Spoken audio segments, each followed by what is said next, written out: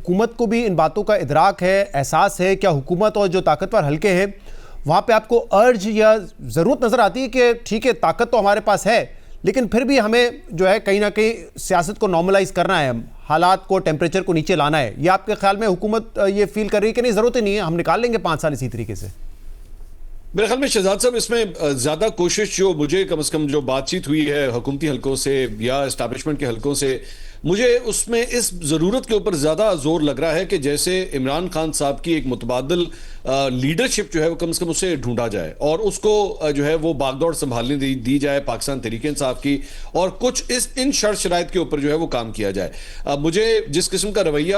یہاں پہ لاہور میں پنجاب حکومت کی جانب سے آفریدی صاحب کے لیے دکھایا گیا, اس سے تو قطعی طور پہ کوئی آپس میں گڈ ول جسچرز جو ہے وہ نظر نہیں آتے. مطلب ان کو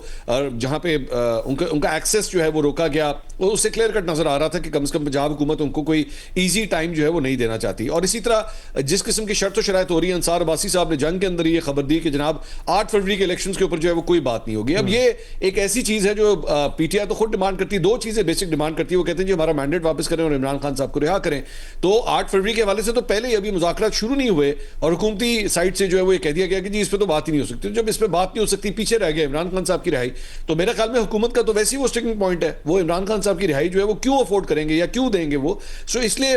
یہ موو اس طرح یہ لگ رہی ہے جیسے فواد چودھری صاحب یا دیگر ایسے افراد جو بیسکلی کوشش کر رہے ہیں مذاکرات کی, ان کے ذریعے کوئی لیڈرشپ کریٹ کی جائے جو پاکستان تحریک انصاف کی باغ دوڑ کو سنبھالے اور اسٹریٹ ایجوٹیشن سے جو ہے کم از کم دور ہو سکے.